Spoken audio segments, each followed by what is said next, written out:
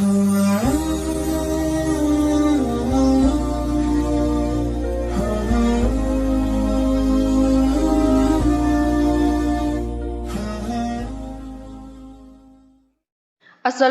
warahmatullahi wabarakatuh. Selamat datang Sobat Muslim di channel Islam Menjawab.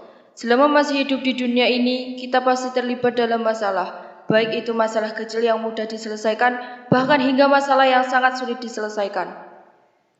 Hari ini kami akan membahas tentang istri dulu atau ibu dulu yang akan dibahas oleh Ustadz Abdul Somad.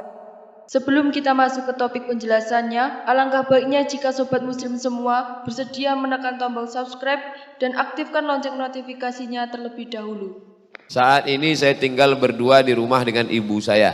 Jika saya menikah nanti, apakah saya tetap tinggal serumah dengan ibu saya atau tinggal di rumah baru bersama istri saya?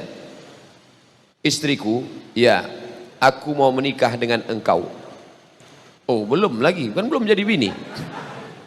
Oh my dear, oh my darling, I want you to be my wife. Tapi kau akan menjadi perempuan kedua dalam hidupku. Tentu dia marah kan? Berarti aku bukan yang pertama, katanya. Bukan, kau a second woman, perempuan kedua. Yang pertama siapa? Dibukanya lah tatonya. Ini tatoku. Apa punya? I love Amaden. Rupanya dia preman tapi sayang sama emaknya. Lalu apa kata si perempuan itu? Bang, aku memang milikmu, tapi engkau adalah milik emakmu. Wah, tapi sayangnya dalam sinetron aja. Perempuan mesti paham bahwa suamimu itu pernah 9 bulan 10 hari tinggal di perut dia. Mengalir darah emak itu dalam badan dia. Jangan sampai emak itu membawa HP ke toko servis HP. Tolong kau tengokkan HP ku ini koh. Kenapa anakku tak menelpon? Mungkin HP ini rusak. Setelah diperiksanya, HP ibu tidak rusak lah. Otak anak ibu sudah rusak.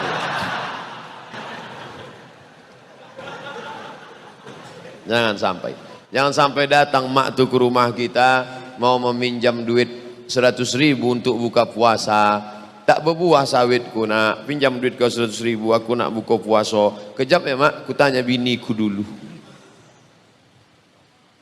Saya pernah membaca sebuah hadis mengatakan, janganlah kamu berkata bohong hanya untuk membuat suatu kaum tertawa. Celakalah dia, celakalah. Tapi ada teman saya mengatakan Nabi pernah berbohong saat bercanda dengan sahabatnya. Beliau menutup mata sahabatnya dan berkata, andai saja kamu laku dijual.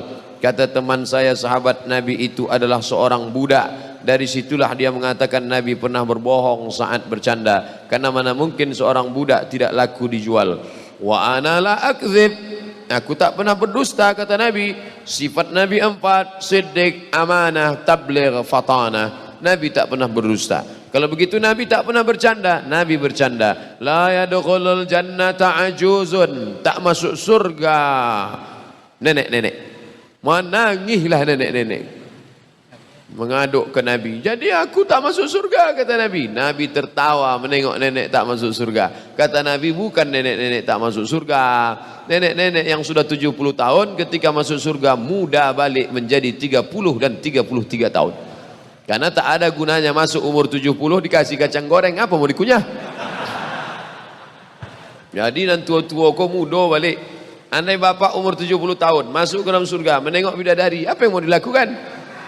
Maka muda balik. Itu maksud hadis. Nabi tak pernah berbohong. Nabi Ibrahim bohong Pak Ustadz. Waktu dia mau menyeberangi Irak, dia bawa istrinya. Kemudian di situ ada raja yang zalim. Kalau nampak istri orang cantik diambilnya. Lalu ketika petugas bertanya, siapa ini? Ibrahim berkata, hazihi ukhti, ini saudariku. Setelah keluar, Sarah keluar dari tempat itu bertanya, Ibrahim, ya, tadi kenapa kau sebut aku saudarimu? Aku kan binimu. Aku tak berdusta, kata Ibrahim. Ukhti fil iman, kau saudariku dalam iman.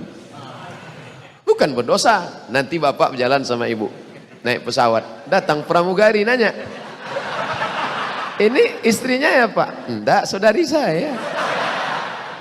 Begitu turun, ibu itu pun mengamuk. Kenapa bang bilang aku saudari? Saudariku seiman mah. Tapi jamaah ini tak bisa lagi melakukan itu karena cerita udah bocor. Permasalahan khitbah, sebatas mana seorang laki-laki boleh melihat wanita yang ingin dikhitbahnya? Bagaimana cara mengetahui kesuburan seorang wanita lewat telapak tangannya? Yang pertama, ditelengok mukanya, karena boleh jadi ajdaru, dia memotivasi kami untuk menikah. Waktu ditengok dari jauh tertarik, imut-imut, pas nampak dari dekat amin-amin, tak jadi. Tengok muka supaya jangan menyesal. Kedua, tapak tangan. Menengok tapak tangan bukan mau menengok subur apa tak subur. Menengok tapak tangan bukan ditengok apa bisa pelaris kalau buka warung atau tidak. Menengok tapak tangan untuk ditengok kasar atau tidak. Kalau kasar berarti dia budak hamba sahaya, tak siap nikah sama orang susah. Tapi kalau dia halus, ada pun orang mengatakan tapak tangan di situ ada tanda kesuburan, diginikan begini, kalau nampak tiga anaknya begini, itu tak betul. Itu namanya ilmu katurangan. Ilmu katurangan pernah ditulis dalam sebuah buku oleh Syekh Soleh Sarat Al-Samarani. Soleh Darat Al-Samarani salah satu gurunya Mbah Hasyim Asy'ari. Tapi ilmu itu dia tulis berdasarkan kebanyakan. Ilmu katurangan dari ilmu kuda. Orang membeli kuda ditengoknya. Kalau kaki kuda itu begini, begini sifatnya. Kalau begini kepala kuda itu begini sifatnya. Itu ilmu kebanyakan. Katanya ilmu itu bisa juga pada manusia. Kalau telinganya begini, begini sifatnya. Kalau tangannya begini, begini sifatnya. Pernah dijadikan disertasi S3 di Universitas Islam IAIN Semarang. Siapa yang mau cari ilmu ini, cari. Mungkin masih ada disertasinya di Semarang. Tapi yang dalam hadis itu hanya disebut untuk menengok dia kasar atau tak kasar. Jangan cari yang terlalu susah. Susah kau mencari makannya. Jangan terlalu kaya, tak terasanya garam engkau. Jangan cari terlalu cantik, nanti kau dituduh orang punya pelet. Jangan cari terlalu susah, nanti malu kau bawa dia undangan. Apakah tawasul itu boleh dalam Islam? Sudah saya tulis dalam buku 37 masalah populer dalam pembahasan tawasul. Tawasul paling tinggi tawasul dengan amal soleh. Ya Allah, berkat aku sudah bersedekah, bukakanlah pintu gua nih, terbuka. Itu boleh dalil bertawasul. Makanya tadi kita bertawasul dengan Al-Fatihah. Nanti sebelum baca doa kita bertawasul ala hazihin niyah al-Fatihah, bertawasul dengan Fatihah. Bertawasul yang kedua tawasul dengan Nabi Muhammad. Allahumma inni as'aluka bijahi Nabi Muhammad. Tawasul yang ketiga dengan orang soleh. Di antara orang soleh yang diyakini kewaliannya menurut Imam Nawawi, Syekh Abdul Qadir Jailani. Kata Imam Nawawi salah satu dari wali Allah Subhanahu wa taala. Bertawasul dengan Syekh Abdul Qadir Jailani. Bagaimana tawasul yang baik? Allahumma inni atawassalu ilaika, aku bertawassul kepada engkau bi barakati, barakat kaza wa kaza, ini dan ini. Bukan minta kepada Syekh Abdul Qadir. Jangan minta kepada Abdul Qadir Jailani. Tak ada orang minta, hai Syekh Abdul Qadir Jailani tolonglah. Itu minta kepada jin hantu tu. Mintanya kepada Allah. Tapi bi barakati, berkat orang yang mulia ini. Ustaz, dalam pembagian warisan apakah boleh sesuai kesepakatan kakak beradik? Tak dipakai hukum Islam. Lidzakari mislu hazzil unsayain. Adik beradik 4 orang, laki 2 orang, perempuan 2 orang. Meninggal mak, meninggal ayah, cuman 4 ini. Lalu kata mereka kita bagi sama aja lah. Berapa tinggal 1 M? Kalau 1 M, udahlah kita bagi aja 250. Boleh apa tak boleh? Maka dalam fatwa Asy-Syabakah Al-Islamiyah boleh, syaratnya 3. Pertama, semuanya sudah akil baligh. Kalau ada satu tak akil baligh, ada satu cacat mental, tak boleh. 2, masing-masing tahu jatahnya berapa. 3, yang berlebih mengikhlaskan sebagai sedekah. Otomatis si abang laki-laki 2 ini berlebih nih. Maka yang perempuan ini kurang. Maka si abang ini mengatakan, ambillah ini takkan kungkit-ungkit sedekah. Abang ini mungkin tak bermasalah, cuman kakak iparnya di sini letak. Maka kalau tengok dulu, kalau abang ini termasuk ikatan suami takut bini, masalah. Sudah keluar kartu merah, merah kertasnya udah. Daurah Tauhid, menjadi ahli Tauhid di akhir zaman bersama Ustadz spesialis hari kiamat, Ustadz Zulkifli M. Ali. Info pendaftaran, bukti transfer Mandiri Syariah. Pendaftaran Maula Masjid Al-Falah Darul Muttaqin. Daftarkan segera sebelum seat habis. Itu tak ada, dari saya aja tambahan. Ada ustadz yang bicaranya zikir aja. Subhanallah walhamdulillah wala ilaha illallah wallahu akbar. Ustadz Arifin Ilham. Ada ustadz nih spesialis sedekah aja. Mari bersedekah, mari bersedekah. Ustadz Yusuf Mansur sebelum pindah ke Paitren. Ada lagi ustadz ini masalah hati aja. Jagalah hati, jangan kau sakiti. Jagalah hati, lentera hidup ini. A'agim. Ada ustadz cerita hari kiamat aja ini deh. Spesialis hari kiamat. Dan banyak orang taubat gara-gara cerita hari kiamat. Takut dia. Nah, ikuti.